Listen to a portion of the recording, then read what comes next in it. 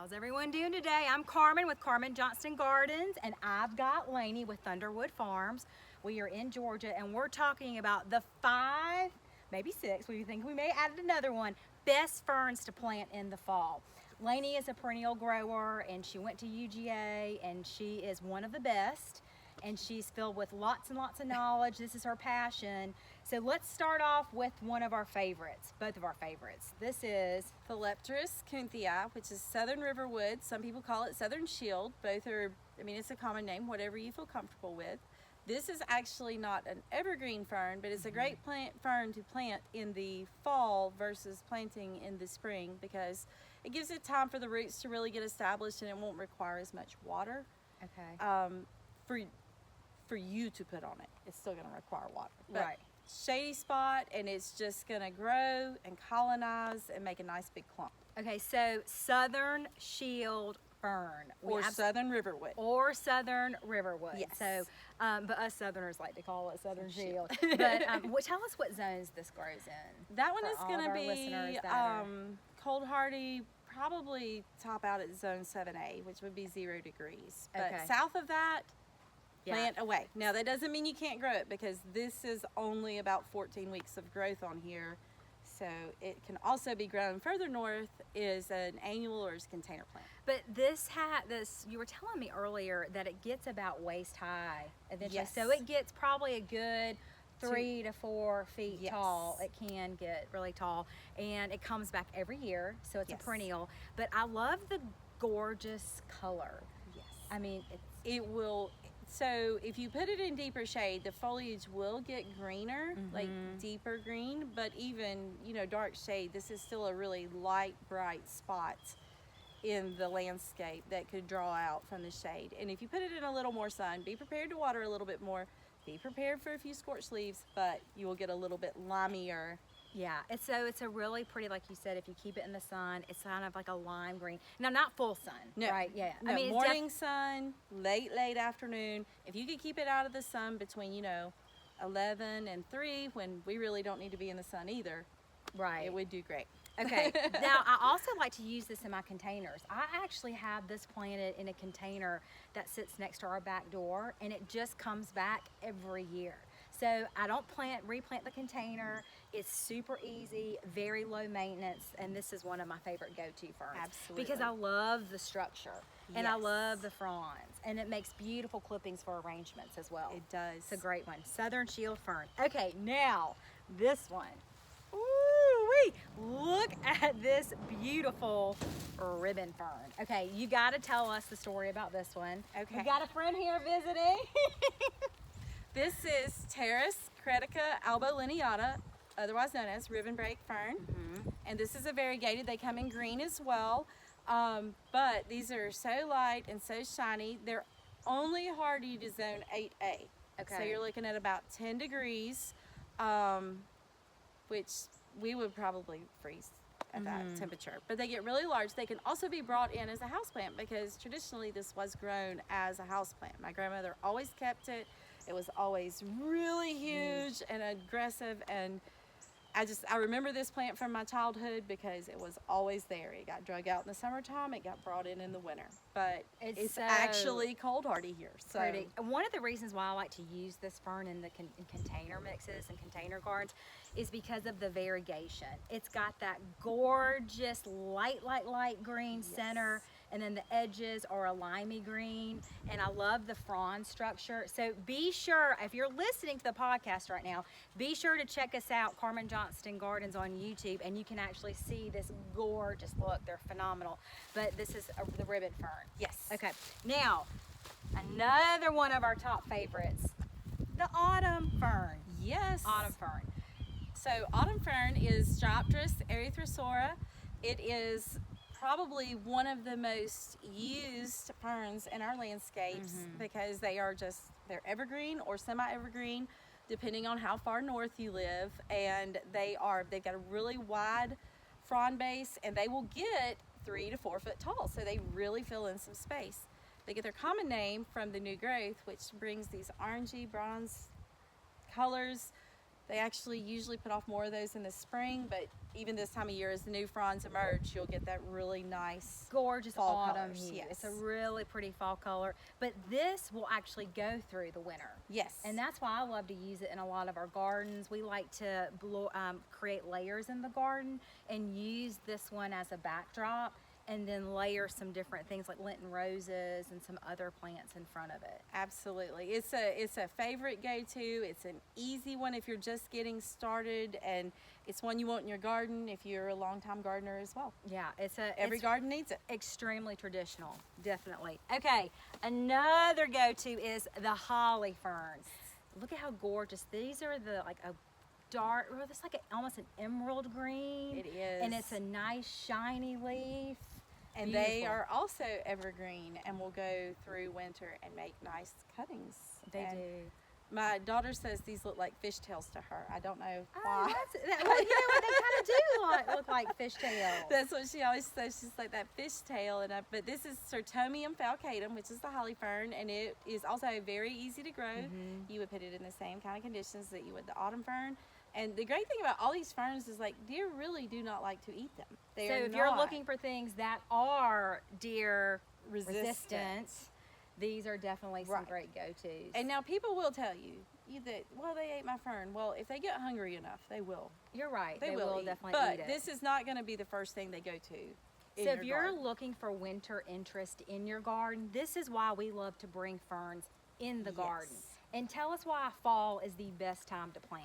Well, it gives us the opportunity to get the roots established in the ground, and you're not focused on growing the tops. The plant is really putting all of its energy into root growth, so it has a great root system to support itself through the following spring and summer, which lightens your load on watering and fertility and all that stuff. So once the plant is in the ground and situated and established, it's a very low maintenance thing. And fall is the best time to plant them because it makes it easier to establish.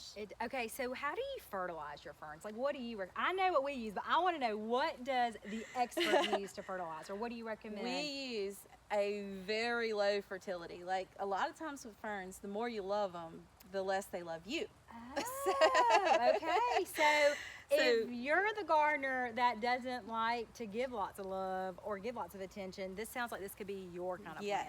So we do fertilize our ferns. We're at the nursery when we're producing them, we're on constant liquid feed, which would be the equivalent of using like the blue water at the end of your hose. And when she means blue water, tell our listeners what blue, I know what blue water is. So it's water that has fertilizer integrated into it. It is mixed right there at the end of your hose. You can get it at any of your stores, and I won't name any brands, but it's pretty easy to find. And so we use, and it's called fertigation. That process is called fertigation. So we use that when we fertilize, and we only fertilize 1 to 2 times a week during their growing season. Now, once we're out of the growing season, we do not fertilize. Okay. Because we just don't want them to start, we're here in Georgia, and it could be 70-degree day. You could have a 70-degree day any month. January. Yes, February. absolutely. And so if it's constantly getting that fertility, it's going to say, oh, it's time to grow. And then a freeze the following week, you could do a lot of damage. So during the cold season, when they're not actively growing, we don't fertilize. But as you're coming into the growing season, it's going to be more important. So it has the energy to really jump up and jump out there and show off. Wait until you actually, let's get through the frost. Let's get through the, that zone. And so wait until, I know April 15th is our magic day. That is our magic day, especially in North Georgia. Now, if you're south of there, it's a little bit earlier, but April 15th is our day, especially in the metro Atlanta area in North Georgia. And if you're further north, that date's going to move as well. Right. So if our listeners that listen to us around the country, just be aware of that frost date, and that's when you want to start fertilizing. Yes. And then, so how often do you recommend? See, I love to I call it go-go juice. Yes. I love to use me some go-go juice. So if you're using a liquid feed, like I said, probably once or twice a week. But if you're using something like a slow release fertilizer, you'll follow your recommendations on the package, which will be either 3 months or 6 months or 9 months, depending on which one it is. Okay. We usually do not top dress ferns with like a conventional fertilizer like you would your fertilizers, like your vegetables or something like that. Okay. Simply because they can flash and burn really easy. And So then if they are using like a granular fertilizer, how do you recommend that they actually fertilize it? gently. Gently. Okay. Basically, she's saying don't take a handful and throw it at the base of the plant. No. I mean that would be more for your slow release fertilizers. In fact, that would probably be the best option. Okay, for So, sure. yes. Okay, so this is our holly fern. Okay, now we've got, tell us what this beauty is. Cinnamon fern. And you're not going to look at this little baby fern and think it's a cinnamon fern, but it is. It's Osmunda cinnamomea, and the reason it gets this name is when the new fronds are coming up, they are brown. And they are like a curled cinnamon. up so tight like a cinnamon stick, and then as they unfurl, they are green and they're beautiful. I love this structure as well. This is Yes. another really pretty structure, and it's got a gorgeous green hue to it. Yes. And this also makes great for cuttings as well. It Cuttings. does, but this is not going to be what comes back next year because it's going to be a lot taller. Okay, so she's saying when you plant this now, As a very small young plant, it is not really gone through, it needs to go through winter. We call that vernalization. That's why fall's for planting. It needs to go through winter, and so when the new fronds come out, you're looking at a 2 to 2.5 foot frond versus 6 inches right now, because this is just a very young plant. so this is the cinnamon fern. Yes. And it is just a really It is. another beautiful fern. And what's so great about all these different ferns is you can mix them in your garden. Like it's Absolutely. okay to create the different layers, look at the different heights, and it's a good one. Okay, so I know we said we had 5, but we've got to add one more. Hold on one second. Let's pull this one. This is... Dioptera ludoviciana. Okay, now listen. So Lainey and I talk about this. You don't have to know all these fancy names. You do not. Okay, but she went to school for this. So if you're a gardener, it's okay. Like if you're new to the gardening, you don't have to know the fancy names. But what is the common name? Well, this is also called the southern shield fern, which Okay. is why it can be rather confusing. So a lot of times your professionals will use the actual botanical names, because if you call me and say southern shield, I'm going to say which one, because I got them both. Right. Okay.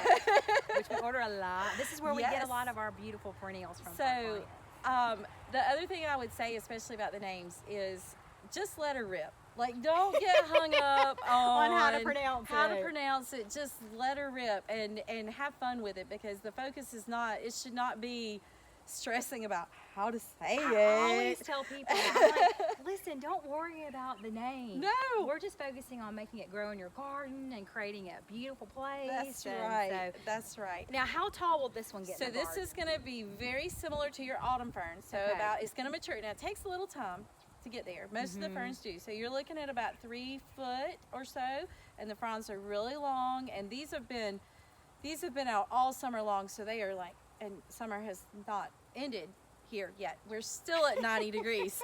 So It's coming. It's coming. it's coming.